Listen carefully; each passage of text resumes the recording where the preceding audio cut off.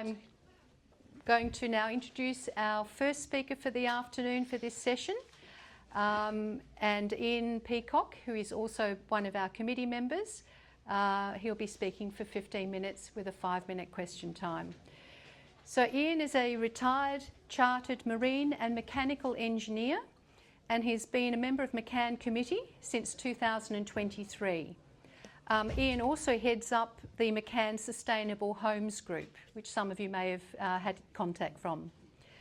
Ian left school to join P&O Shipping as an apprentice marine engineer, spending his early career at sea in the Merchant Navy, serving for 19 years up to the rank of Chief Engineer.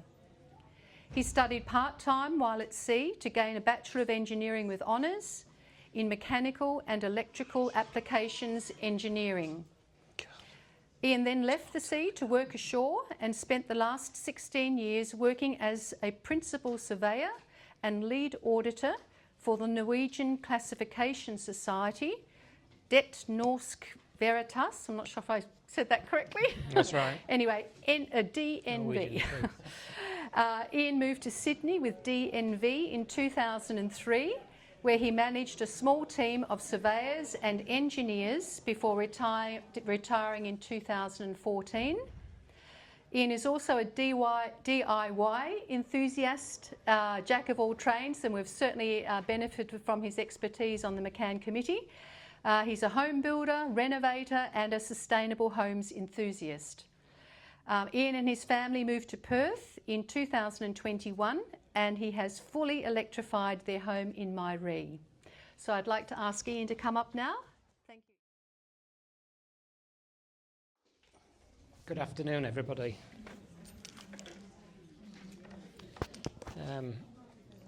Firstly, I'll just start off by thanking all the other speakers that have been here today to impart their knowledge to us, and thank everybody here as well for coming to the event. So I'm an early adopter of all-electric living, and I'm going to talk to you today a little bit about Electrify Everything, and particularly Rewire Australia, and why it's important that we as a community do this together. So just a short introduction. These are the things I'm going to talk about today. And then to talk to you about why it's important to electrify everything, how we can do this, and why we need to help everybody in our community go down this road. And I'll just close with some details about how the Electrify Everything community is now growing in Australia. So Saul Griffiths, after returning from the US, he worked with the Biden administration to implement Rewiring Australia. Saul started a project to electrify 500 homes in his own community in the suburb of 2515 in Wollongong in New South Wales. This led to the start of Rewiring Australia, which is now growing to benefit communities all over the country. So Saul says it's the fastest way to decarbonise our economy. So why do we want to electrify? 20% of our emissions come from the fossil fuel machines that we use in our homes for our transport. If we convert all of these machines to run on more efficient electric machines, then we can save money and reduce carbon emissions. This is an important outcome of electrification, but it's also just one of the benefits for the community. An all-electric future offers powerful advantages of energy independence, affordability, health and comfort in our homes, and simply better performance for everything in our daily lives. This transformation can reignite Australian businesses and industry, position Australia as a global leader in a new era of clean, reliable energy that will drive global investment. So we are in a climate crisis. we've come a long way since we started at a point where we knew we had to reduce emissions, but they've still continued to grow.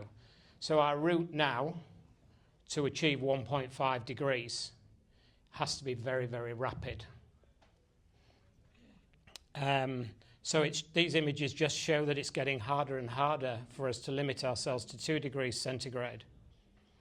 And it's becoming more and more urgent for Australia to start reducing its emissions. So 20% of our emissions come from our households.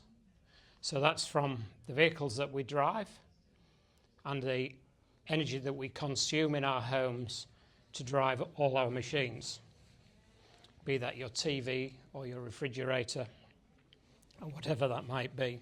Electrification offers a very huge opportunity to shape the energy systems and climate solutions.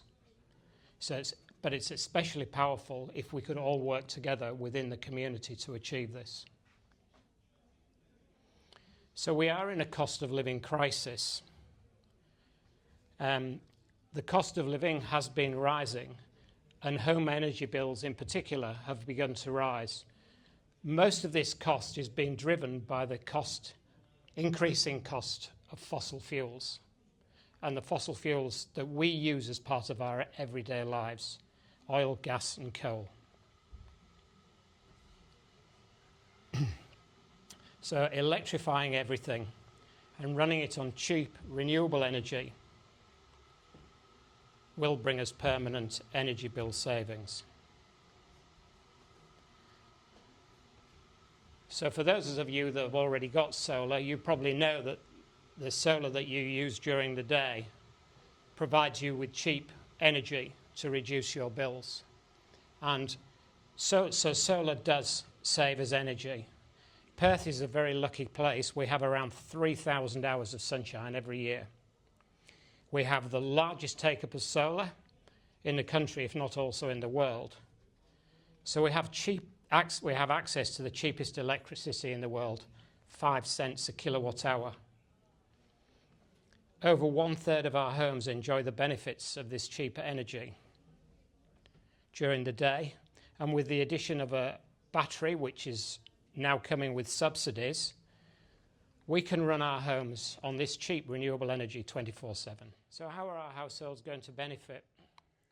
Rewire Australia has just released a new report on figures that they've recently put together called the Electrification Tipping Point.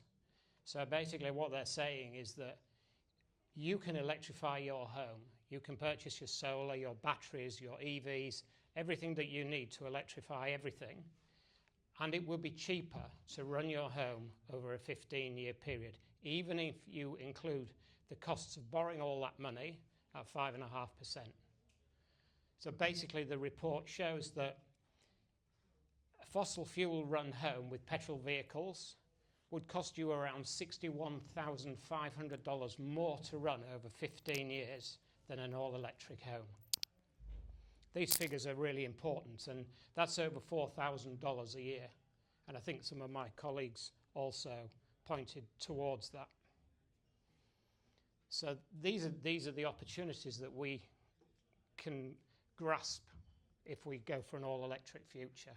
So cheaper energy bills, healthier homes, more energy independence, reducing our carbon footprint, and of course we have much more comfortable homes to live in. I don't know how many of you here have the benefit of living in a more sustainable home. This morning in Myrie, it was 9 degrees outside. In my home, it was 21. No heating, no cooling, anything. I stepped out to get the dog's bowl to fill it with his breakfast this morning, and it was cold out there. So that's the sort of thing you can get with a more sustainable home, well insulated, and with all your energy from the sun. The calculations by Rewire Australia include the cost of buying and installing the cars and appliances and everything that we need, financed at 5.5% over a 15-year appliance lifetime. And if you get the opportunity to go on the Rewire Australia website, you can download a copy of the Tipping Point report, and all those figures available for you to look at. So the climate benefits. So the best way to run our home for our wallet and the climate is to have all electric appliances. And we can see here the costs in red, and on this at this side are your fossil fuel powered home. Even if you power everything from the grid today, all your electric machines, including your EV, you're still going to reduce your emissions by something like 75%. And if you power everything from the sun, well, then you have zero emissions.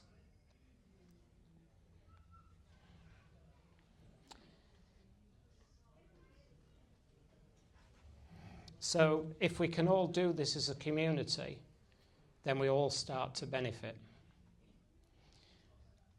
Particularly our community will become more climate resilient when we have those extremely hot days.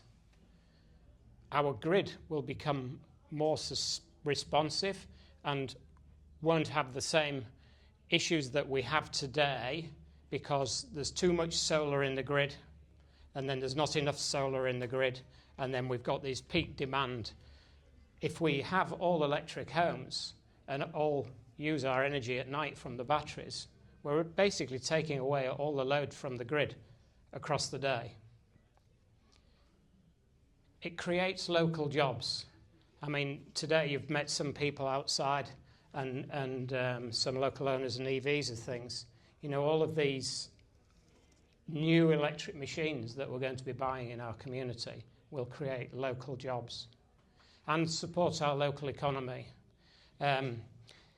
Saul talks about the local economy in 2515 and how they benefit when they have an all-electric community. People think, oh, what's going to happen to the people that work in the local servo? Because nobody's going to be buying petrol and diesel anymore. Well, actually, a local servo might become a local restaurant, and it could be employing 10 people instead of just 2 behind the counter. So the economy will change, and you're all going to have $4,000 a year more in your pocket to spend in the local economy. That can only benefit us all as communities. My colleagues have already talked about how to electrify and the decisions that we need to make to electrify our homes. Saul talks about the big 5 decisions. He says, well, so what are those 5 big decisions that really matter? Well, there are actually 6, if you include separate batteries and solar, but he kind of lumps them together. But 5 is catchier, so pick the top 5 that work for you. How you heat and cool your home, how you heat your hot water, the kind of car you drive, how you cook your food, and how you power everything else.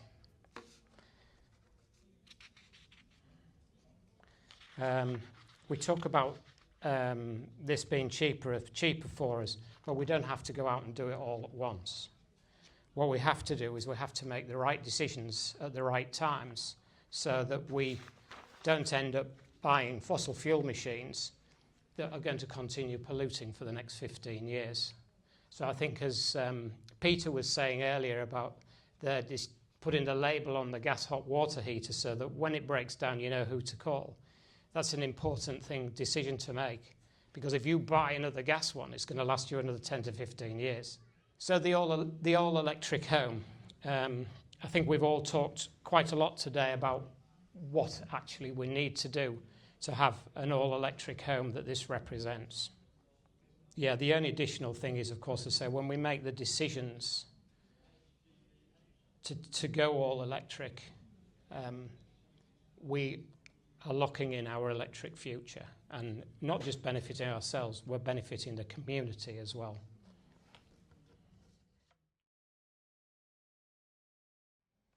So, helping everyone electrify is what Rewire's goal is. So, not just those of us who can afford to spend money renovating our homes and fitting batteries and solars, the people who live in rental properties. How can we benefit the people who are doing it tough? There are many households that need to make these decisions as well as us. It's an unmissable opportunity. We can save money and help the cost of living crisis. We can reduce emissions. Our homes and communities will be healthier. Have you ever sat in behind an old diesel ute that puts its foot down and blows a black cloud of smoke at you? And we will have a cheaper energy system. 15-year span, we need to do this quickly. The CSIRO says there's 11 million homes in this country that need to be made more sustainable. And this is just all these, we need to buy all these 36 million electrical appliances and vehicles to have an all-electric country. So it just kind of says that if we don't make these decisions now, when are we going to make them? Because it could be too late. We need to make it fairer and faster. We need to make it desirable. So we need to tell, as a community, we need to tell people that it's better for their pockets. Their homes will be healthier. We need to raise awareness for that. We need to help people make affordable decisions and tell them what finance is available so they can do this. I think Kim Giddens earlier talked about interest-free loans up to 10,000 to go about doing this. We need to make it inclusive so renters and low-income people can come along to the party as well. And we need to make it simpler. And I think that's what McCann are trying to do today, just by trying to demonstrate to people what you need to do, but that it can be done and how it can be done. So what do we need our governments to do? So we need the governments to offer subsidies and rebates on the electrical appliances that we need to install our homes. We need them to tell us which appliances to buy, which ones are the most energy efficient, so that we don't get it wrong. We need bigger EV networks. We need more EV chargers, etc. We need to make the system fairer for our communities. So we need things like community batteries. We need solar on rental properties, and we need people that own rental properties to be given incentives to roll those out for their tenants. Jobs and industry. I spoke about jobs just a short while ago on another slide, but Australian trades, we need the government to come along because we've got a shortage of tradesmen, and we need to train these people through TAFE. We need to give businesses incentives to employ more trainees to deliver the things that we need. These 36 million appliances that need to be changed in our 11 million homes. Community mobilisation is extremely important, and I think this is one of the missions of Rewire Australia. There are barriers to electrification. Mostly people say it's costs, but there are people who don't have enough knowledge. They don't trust the things that they're being told in the media. And as a community, if we all get engaged in these discussions, having done this gone through this process, we can help the process move forwards. Rewiring Australia is a growing community. You can see here in WA, and this has happened in just the last few years. There are all these communities around Australia that are starting up, electrifying everything in the same way that McCann are trying to do with Melville City. So if you're interested in getting involved in one of these communities, have a look at the Rewiring Australia website, see if there's a community near you. Come and have a look at McCann's website. You can get in touch with us if you want to help us roll out a Electrify Melville campaign. Lastly, I just want to say thank you for listening.